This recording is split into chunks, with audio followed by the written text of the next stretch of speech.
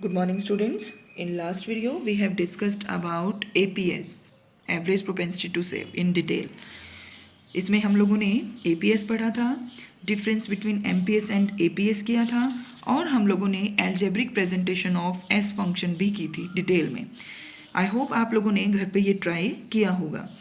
Next in today's video we will discuss about derivation of S function from C function. This is most important question from exam point of view. अभी जो exam हुए हैं CBSE board के उसमें भी ये question आपका आया हुआ था 4 मार्क्स में.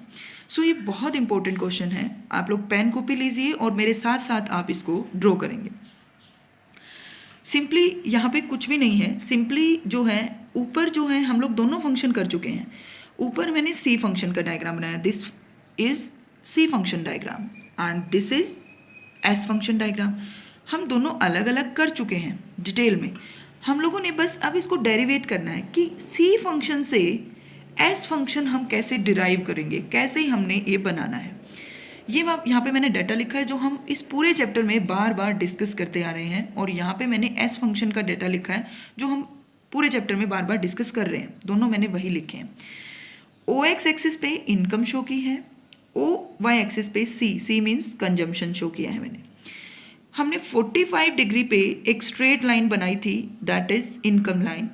इस लाइन को हम इनकम लाइन बोल सकते हैं, 45 डिग्री लाइन बोल सकते हैं, या लाइन ऑफ रेफरेंस भी हम इसको बोल सकते हैं. फिर हमने C लाइन बनानी, कंजम्पशन लाइन. ये तो 0, 50, 100 हमने एक स्ट्रेट लाइन बन गई हमारी. C हमारा जीरो लेवल ऑफ इनकम पे कितना था, 20. यहाँ पे मैंने वही चीज़ शो की है. This is income line. Income कहाँ पे जीरो है, यहाँ पे. और इस जीरो इनकम पे consumption line, this one is consumption line. यहाँ पे क्या है मेरा पॉइंट 20, यानी कि 20 मेरा कंजम्पशन है. तो आपने एक स्ट्रेट लाइन बना देनी यहाँ पे, दैट इज C लाइन. अब यहाँ पे एक पॉइंट आया जहाँ पे इन्होंने कट किया एक दूसरे को.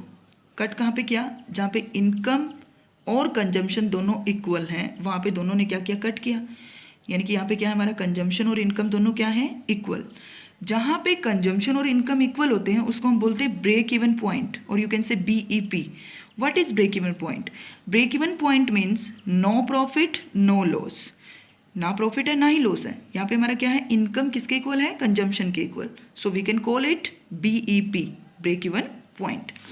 अब यहाँ पे इस लेवल पे देखो मेरी इनकम भी क्या है, 100 है, और इस पॉइंट पे मेरा कंजम्पशन भी कितना है, 100 है. सो ये मेरा ब्रेक इवन पॉइंट है. अब इसी लाइन को आप नीचे लेके आएंगे. आप नीचे ले आए, नीचे ले आओ ऐसे इसी तरीके से. और आपने क्या करना है, पहले ही हमने OX एक्सिस और OY एक्सिस पहले हमने ड्रॉ कर लिए थे. अब आपने जहाँ पे ये पॉइंट, जहाँ पे ये लाइन आई है हमारी, ये लाइन कहाँ पे आएगी, 100 पे. क्यों? क्योंकि जब हमारी इनकम 100 है वहाँ पे हमारी सेविंग्स क्या है, 0. और आपने जो है सेविंग्स लाइन कहाँ से स्टार्ट करनी है, जब इनकम 0 थी, -20. तो जब इनकम 0 थी तो हमेशा माइनस कहाँ होगा, नीचे, और प्लस कहाँ होता है, ऊपर.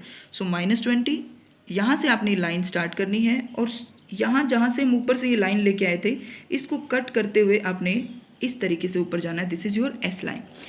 सो जहाँ पे मेरी इनकम कंजम्पशन की इक्वल थी, क्योंकि मैंने सारा क्या किया, मेरी इनकम 100 थी और इनकम मैंने सारी की सारी क्या कर दी है, कंज्यूम कर दी है.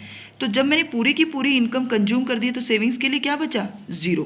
सो यही चीज़ शो कर रहा है. यहाँ पे मैंने सारी इनकम कंज्यूम कर दी तो मेरी सेविंग्स क्या रही, 0.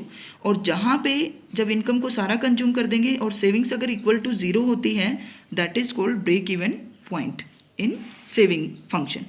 सो इस तरीके से हमने S फंक्शन को किससे डिराइव किया, C फंक्शन से डिराइव किया. आप इसी तरीके से इसको बनाएंगे और यहाँ पे डेटा लिखेंगे और फिर जो है इस क्वेश्चन को सोल्व करेंगे. Now we will discuss about relationship between propensity to consume and propensity to save. हम लोगों ने दोनों चीज़ पढ़ ली हैं, propensity to consume भी पढ़ लिया एंड propensity to save भी हम लोग कर चुके हैं. यहाँ पे सिर्फ मैं आपको एक रिलेशन बताऊंगी कि क्या रिलेशन है दोनों में. propensity to consume हमने क्या पढ़ा, it refers to the ratio between C and Y.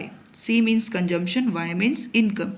जो इनकम और कंजम्पशन में की जो रेशो बताता है, कंजम्पशन और इनकम की जो रेशो बताता है that is propensity to consume, और प्रोपेंसिटी टू सेव क्या था, जो सेविंग्स और इनकम की रेशो बताता है, जो सेविंग्स और इनकम की रेशो बताता है वो प्रोपेंसिटी टू सेव है, और जो कंजम्पशन और इनकम की रेशो बताता है that is propensity to consume.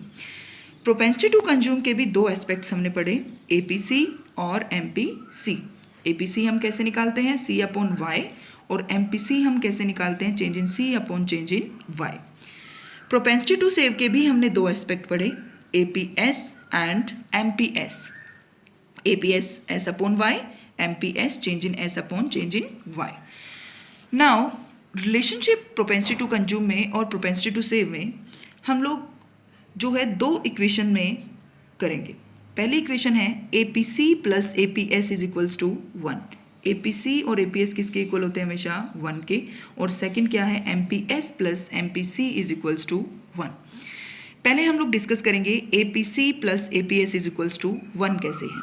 इसका मीनिंग है, जैसे फॉर एग्जांपल ये 1 के इक्वल बताया मैंने, मैं अभी आपको ये भी वेरीफाई करके बताऊंगी कि ये 1 के इक्वल ही क्यों है।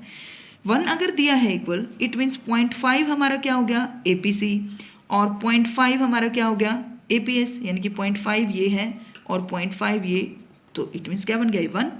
इसका मतलब क्या हुआ, इसका मतलब ये हुआ कि हाफ पार्ट में टोटल इनकम का क्या कर रही हूँ, कंज्यूम मीन्स स्पेंड कर रही हूँ, और हाफ पार्ट इनकम का मैं क्या कर रही हूँ, सेव।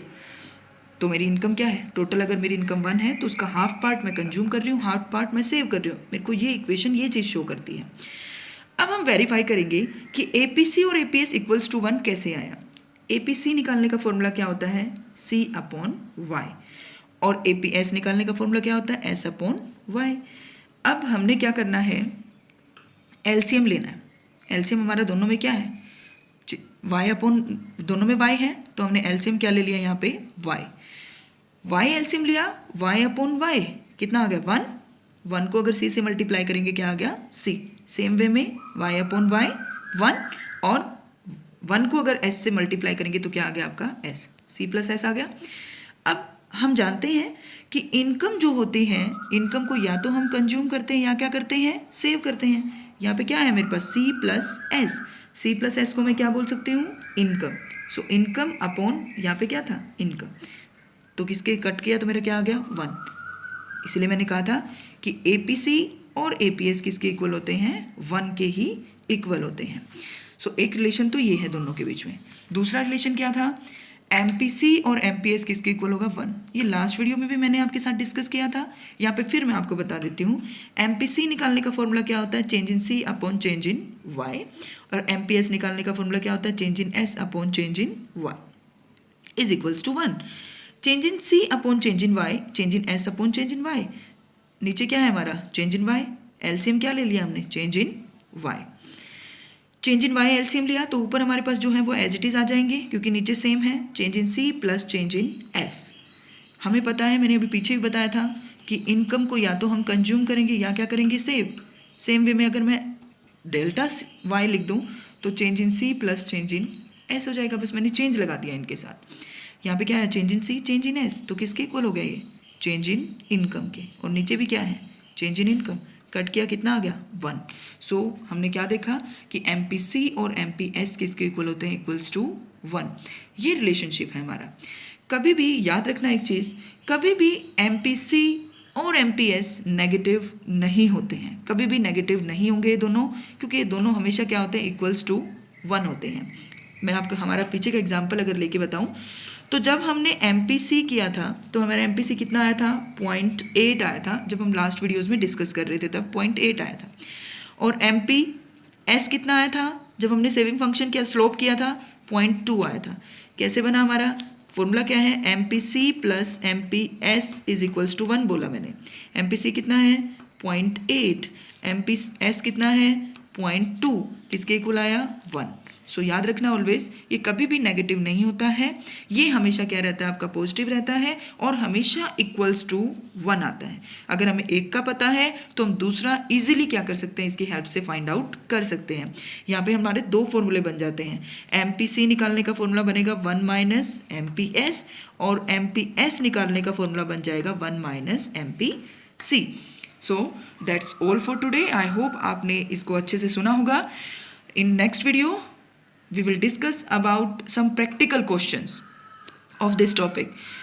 यहाँ पे ये चैप्टर ख़त्म हो चुका है, लेकिन फिर भी हम एक वीडियो और बनाएंगे इसके ऊपर, और उस वीडियो में हम लोग प्रैक्टिकल क्वेश्चंस डिस्कस करेंगे. सो इससे पहले आप लोगों ने डिटेल में एक बार फिर इस चैप्टर्स की सारी वीडियोस स्टार्टिंग से लेके लास्ट तक देख लेनी है. असाइनमेंट इस टॉपिक से रिलेटेड अपलोड कर दिया गया है, वहाँ से डाउनलोड करके इकोनॉमिक्स की नोटबुक में करें. Thank you students.